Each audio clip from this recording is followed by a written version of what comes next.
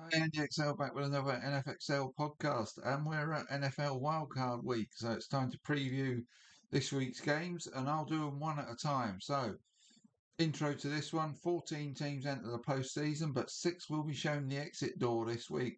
So the question is, who will progress, and who will head for their couches, Cancun, golf courses, etc. So, like I said, I'll do one game at a time, and let's start with game one of Wild Card Week. That's the Los Angeles Rams at the Carolina Panthers. For me, the Rams are on their day the best team in the NFC and therefore the whole of the NFL, and the team everybody will not want to face. And first up, that job goes to, on paper, the worst team left in the postseason, the sub 500 Carolina Panthers in the first playoff game of 2026. So it's the best team in the league versus the on paper worst team left. Simple then. The Rams win and the Panthers go home. Except that when they met in the regular season, it was the Panthers that won. So can they shock the Rams again here? The Rams have the league leading offense that is powered by a really impressive passing game and Matthew Stafford at its helm, more than their ground attack, and comes up against the Panthers' 16th ranked defense that is stronger, ranking 11th against the pass than the run, which they'll need to be. The Panthers' balanced offense is a lowly 27th ranked and comes up against the Rams' 14th ranked defense that is marginally better against the run than the pass. In terms of pass rushes via O-line pass protection, the Rams have allowed Matt Stafford to be sacked 23 times this season and have sacked opposing quarterbacks 47 times, with a further 117 quarterback hits.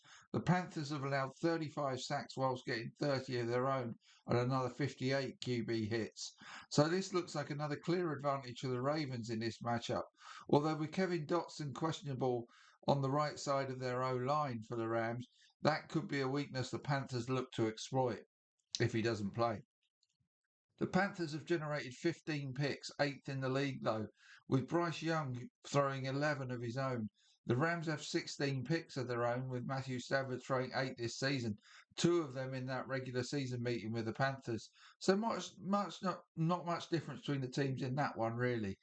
Positionally, quarterbacks and wide receivers have done better against the Rams than the Panthers, but Carolina has struggled against opposing running backs. Both teams have been average against tight ends. Keys to the game then. For the Rams, that could be the need to establish the run and not rely on Matt Stafford and the passing game entirely.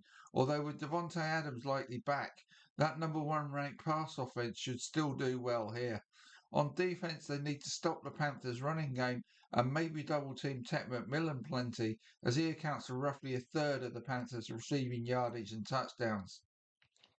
For the Panthers to pull off another shock win, they're going to need McMillan to thrive, to protect Bryce Young from the Rams' pass rush, and to generate turnovers from Matt Stafford, or anywhere else for that matter, as they did in the first regular season meeting.